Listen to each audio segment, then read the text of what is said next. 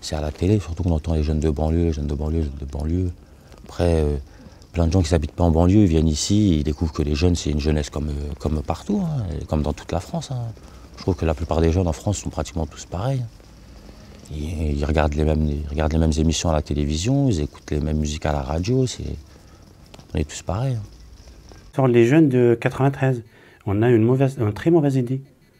Moi, je trouve ça normal, mais bon, les gens, ils ont toujours une mauvaise idée sur les... Vous dites, je suis de 93, on a toujours un pressentiment qu'on vient d'ailleurs. On avait le style de la cité, le style de chez nous. Ça faisait déjà d'une en sorte qu'on attirait le regard.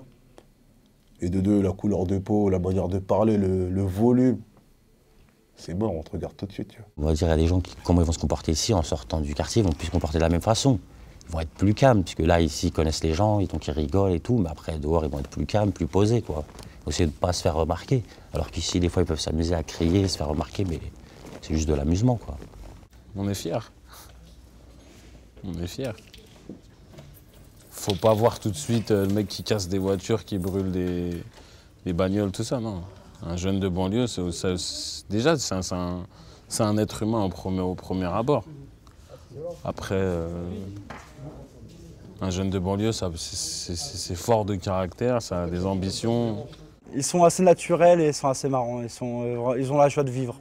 Ils gardent une certaine joie de vivre qui est formidable. Malgré tous leurs problèmes, il y a des gamins, ils ont des gros problèmes personnels, familiaux, financiers, etc. Et pourtant, ils gardent le moral et ils sont toujours aussi joyeux et agréables. Souvent, quand on parle des trucs sérieux, c'est sérieux, mais avec la vanne, un peu. Ouais. Ah oui, hein, on rigole. Hein.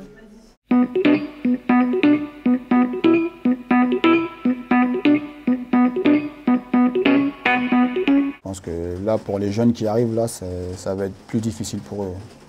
Surtout s'ils ne sont pas suivis par les grands frères, par les cousins, par les parents surtout. Je pense que là, ouais, là, ça va être difficile pour eux. Pourquoi? Ils sont lâchés à eux-mêmes. Moi, il m'arrive d'en voir à 2h, 3h du matin dehors. 4h du matin dans le hall du bâtiment. Alors que tu as 15 ans, 16 ans. À moi, à cet âge-là, un gosse, il est chez lui. Soit il joue à la console dans sa chambre, soit il dort pour aller à l'école le lendemain, quoi.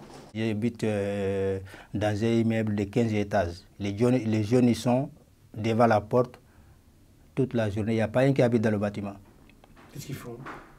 Ils traînent devant la porte toute la journée. Parce que quand je regarde la fenêtre minuit, ils sont encore là. 1h du matin, ils sont encore là avec la musique. Ici, c'est un quartier qui est connu énormément pour ça. C'est un quartier où il y a énormément de jeunes qui traînent. On peut les voir la journée, par exemple. On peut voir des grappes de jeunes traîner la journée.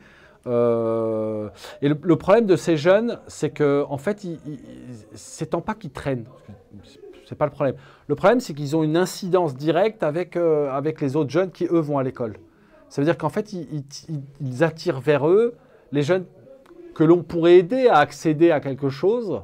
Mais ces jeunes-là, voyant leurs amis traîner toute la journée et rester finalement à rien faire, à buller, procrastiner, si je puis dire. Donc ils trouvent toujours plus intéressant de procrastiner en bas d'un immeuble plutôt que d'aller à l'école. Non, je comprends totalement que le ghetto, il fascine. Même s'il fait peur. Mais il fascine quand même.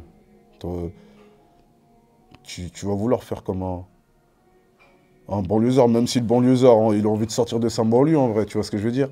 On se sent un peu en marge de la société. On fait avec le monde. Je ne vous dis pas que c'était la misère aussi, etc. Il y a des quartiers qui sont beaucoup plus négligés que le nôtre. Mais c'est vrai que ça nous permet entre autres de grandir différemment. À savoir qu'une personne, je pense, qui a grandi dans le 16e ou dans le 8e arrondissement de Paris ne grandit pas de la même manière et n'a pas du tout le même état d'esprit que nous.